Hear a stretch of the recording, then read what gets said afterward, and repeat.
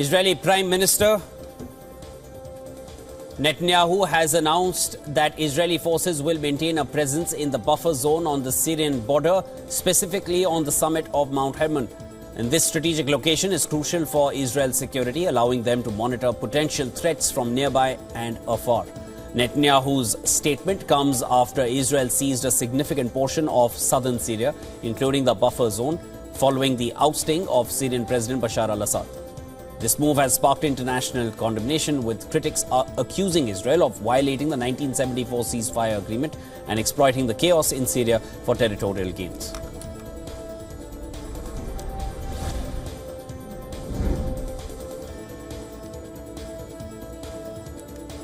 Former hostages who were released from Hamas captivity in Gaza last year held a press conference in Tel Aviv, calling on the Israeli government to negotiate a comprehensive deal to secure the immediate release of all remaining hostages held in Gaza. They emphasized the need for immediate action, citing the uncertain fate of those still in captivity. The appeal comes as Israel and Hamas seem to be nearing a ceasefire agreement following months of stalemate, with top officials from US, Qatar and Egypt resuming mediation efforts.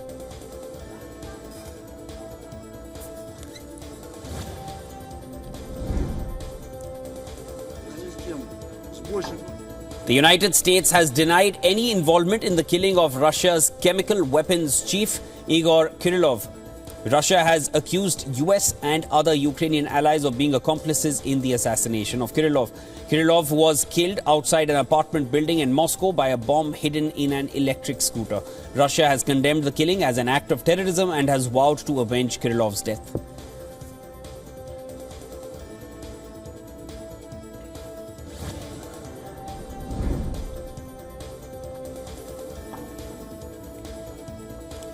US President-elect Donald Trump has warned India that he will impose reciprocal tariffs if New Delhi continues to levy high taxes on American products. Trump accused India of charging excessive tariffs on US goods and vowed to adopt a tit-for-tat approach in response. The warning comes as Trump seeks to renegotiate trade agreements with various countries, including India. The move is aimed at reducing the US trade deficit and promoting American exports.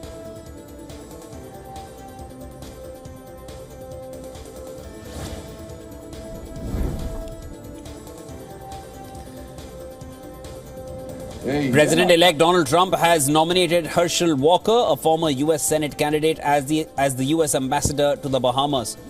Walker, a former football star, was backed by Trump in his 2022 Senate race in Georgia, which he lost to Democratic Senator Raphael Warnock. Walker was a vocal supporter of Trump's 2020 re-election campaign and has continued to defend Trump's policies and actions. The nomination is subject to Senate confirmation, and it remains to be seen whether Walker will face significant opposition from lawmakers.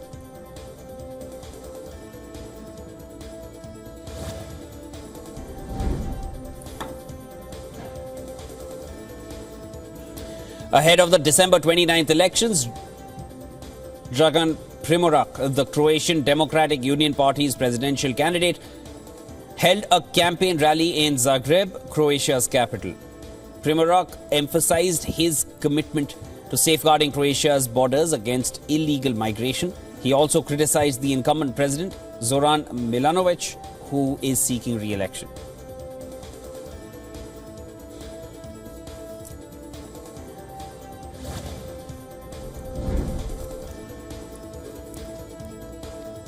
A Japanese space startup's bid to launch a rocket carrying satellites into orbit was aborted on Wednesday, just minutes after liftoff. This setback comes 9 months after the company's debut launch attempt ended in an explosion. Space One's Kairos No. 2 rocket lifted off from a site in the mountainous prefecture of Wakayama in central Japan.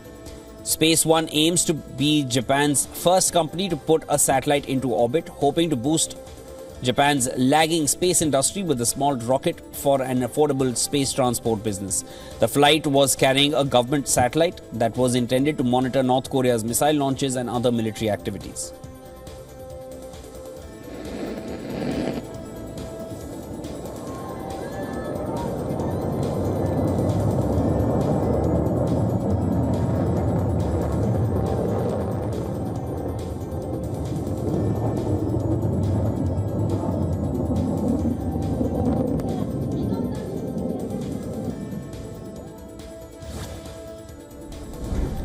Japan's government voiced dismay on Wednesday over the release of anti-whaling activist Paul Watson after Danish authorities refused Tokyo's extradition request. Greenland arrested the Sea Shepherd founder in July for alleged damages and injuries caused by the group's high seas battles to stop Japan's scientific whale hunts in the 2000s and 2010s. Japan has issued an international warrant for Watson's arrest, seeking him on charges of breaking into a Japanese vessel in the Antarctic Ocean in 2010, obstructing its business and causing injury, as well as property damage.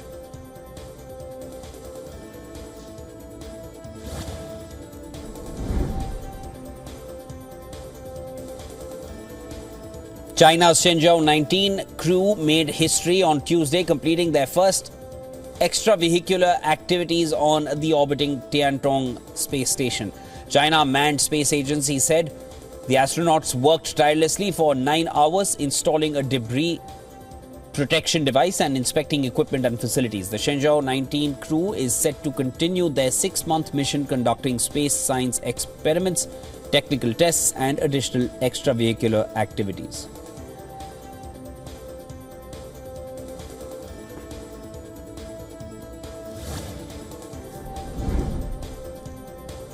North Korean leader Kim Jong-un visited a mausoleum for his father Kim Jong-il to pay tribute on the 13th death anniversary of his father. In the video aired by state television KRT, a floral basket with Kim's name was laid before the statues of his late father and grandfather, while Kim Jong-un and other officials bowed in the ceremony.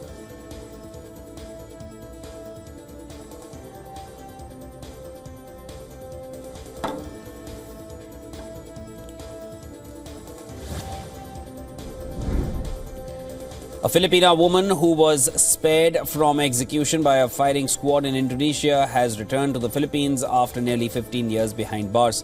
She was arrested in 2010 at an Indonesian airport for carrying 2.6 kilograms of heroin, which she claimed was secretly placed in her luggage by a recruiter. She was welcomed by over 100 relatives and supporters, including her 2 sons, at Manila's airport early on Wednesday morning. Her repatriation was facilitated by a prisoner transfer agreement between the Philippines and Indonesia signed on December 6th. The agreement allows her to serve the remainder of her sentence in the Philippines, where the death penalty has been abolished.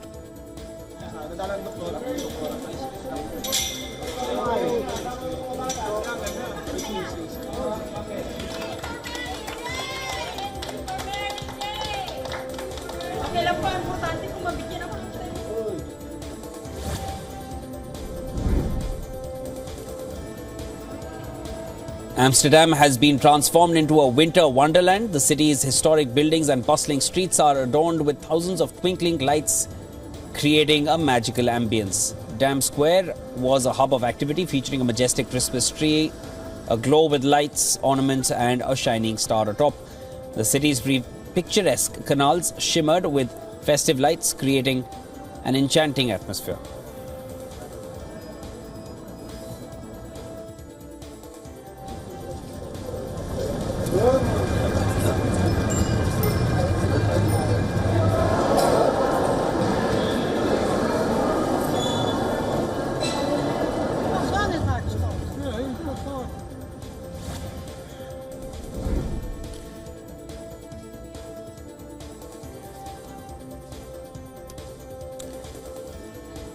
Now, you might be able to travel between New York and London in under 1 hour. The ambitious vision for a transatlantic tunnel linking New York City and London has resurfaced. Tech billionaire Elon Musk claims his company, the Boring Company, could build around 5,000 kilometers tunnel for just $20 billion. While the idea has fascinated engineers for years, previous cost estimates reached somewhere close to $20 trillion.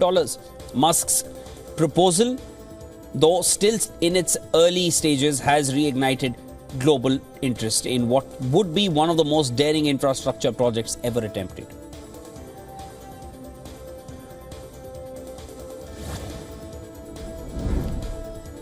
The UK government has launched a consultation with the aim to provide developers clarity over copyright law. The initiative aims to protect artists' incomes by giving creators more control over how their work is used by AI firms. Technology Minister Peter Kyle emphasized the need for a balanced approach to drive growth in both AI and creative industries. The proposals seek greater transparency from AI companies and ensure creators are compensated for their work. However, artists have expressed concerns that AI companies could still exploit their content without proper licensing.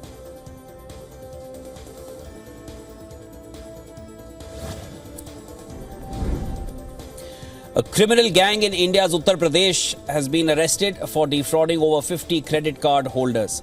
As per reports, the scammers posed as bank officials and offered to help victims raise their credit limits. Users were then manipulated into uploading their personal information on fake bank websites. Victims were then coerced into downloading a fake app. The app then prompted them to enter sensitive information like credit card numbers, PAN, Aadhaar and CVV details, which later were used to make unauthorized purchases, leaving victims financially harmed.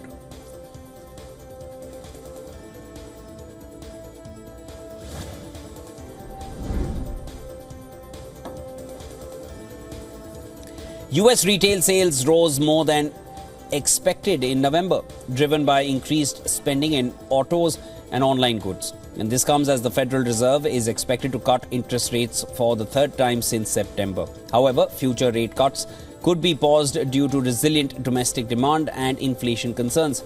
Policies from President-elect Donald Trump, including potential tariffs and immigration measures, may complicate the Fed's outlook. Core retail sales rose 0.4%. Manufacturing remained sluggish, partly due to the Boeing strike and tariff uncertainties, despite a rise in auto production.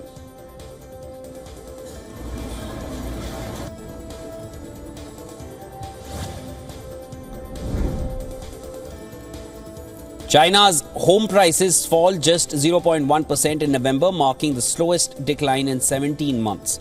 Government measures such as mortgage rate cuts, lower down payments and tax incentives are helping revive demand, especially in major cities like Shanghai and Shenzhou. While prices are stabilizing in large cities, smaller cities continue to see declines. Analysts expect a market trough by 2025, followed by a gradual recovery. Despite these efforts, property investment and sales remain down. Policymakers are introducing new initiatives, including buying unsold properties for affordable housing to boost confidence and economic growth.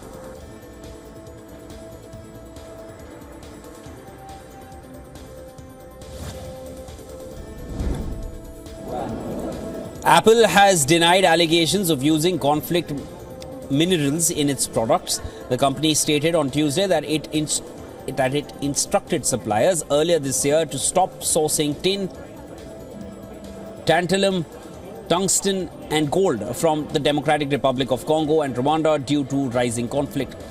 This follows a criminal complaint filed in France and Belgium by the Congolese government accusing Apple of using laundered minerals. Apple asserts its suppliers follow strict ethical sourcing standards and rejects claims that its supply chain supports conflict in the region.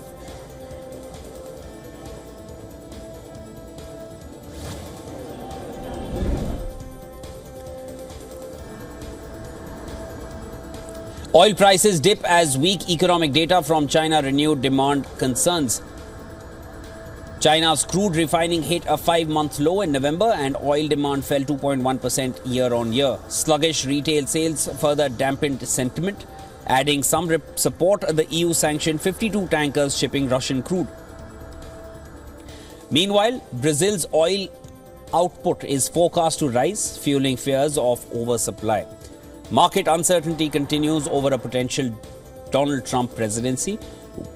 Over a certain Donald Trump presidency, which will be starting just weeks from now on the 20th of January, with possible tariffs affecting demand and sanctions tightening supplies. Despite the market's range-bound trading since October, traders showed renewed interest in bullish options. The bets reflect expectations of stricter sanctions on Russia or Iran that could lift prices.